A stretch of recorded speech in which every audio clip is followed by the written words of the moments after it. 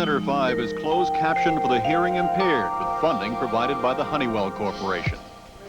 Now on News Center 5 at 6, a commuter train collides with a freight in Brighton. 160 are injured.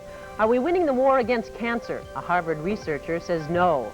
Have you canceled your plans to travel abroad? Martha Bradley begins her series on international terrorism.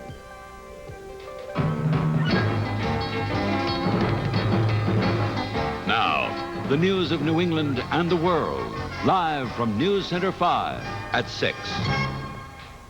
Good evening, I'm Chet Curtis. And I'm Natalie Jacobson. An MBTA commuter train packed with a standing room only crowd of passengers collided with a Conrail freight train this morning, injuring more than 160 people. Most of the injuries were not serious, but 8 people remain hospitalized tonight. This was the scene at the accident site in Brighton shortly after 9 o'clock. Emergency medical technicians arrived in minutes and began treating the dazed and injured passengers. We have a special team report on today's near tragedy. Beginning with News Center 5's David Ropeek reporting live from Brighton. David?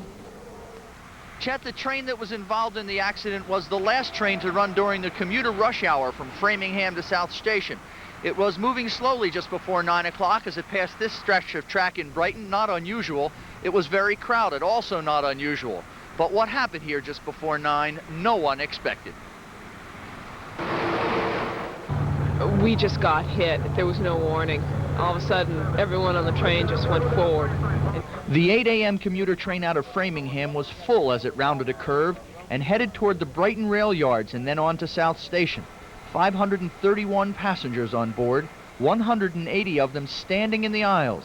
Then, up ahead, a parked freight train on the same inbound tracks.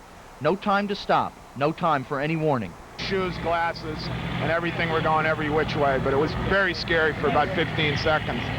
People were tossed into the aisles, piled atop one another, bleeding. Briefcases, books, eyeglasses went flying wildly through the 4 cars of the passenger train. Injured, bloodied passengers were everywhere. We weren't going all that fast. It was just no warning, just very fast. Several people suffered back or neck injuries and had to be taken off the train on stretchers. Most of the injuries came in the rear 3 cars of the train, away from the crash, because the people in the front car were warned by the engineer just before the collision. Well, he came running out and screamed, we're going to hit something. Hold on. And everybody did, and there wasn't panic. I mean, people really prepared themselves, and we in the front car only had a few injuries. But 169 people were hurt. Most had cuts or bruises. Passengers said the medical personnel were on the scene quickly. Dozens of ambulances and Boston police and fire personnel responded, taking the injured to 10 Boston hospitals. 8 people remain hospitalized tonight. 3 are under observation, complaining of chest pains. 5 suffered multiple traumas but are in satisfactory condition. Those at the crash scene waiting to be taken to hospitals tried to sort out their feelings. I'm angry. I really am very, very angry. I can't believe you can't see a freight train parked on a track. People were on the ground, people were bleeding all over the place, but the immediate reaction was, what can I do to help you? That was the best part of it. People kept their heads. And then there was this stoic, who seemed unaware of the bloody gash in his forehead as he pressed on with his morning hobby. Nothing interferes with the crossword. But he confessed he was having trouble filling everything in. The trains were gone by 1 o'clock this afternoon, the tracks were checked, and the normal commuter trains ran this afternoon, many of them carrying home a lot of the people who were on the train involved in the crash this morning. Those people are now wondering, as is everyone, what happened? Why did the crash occur?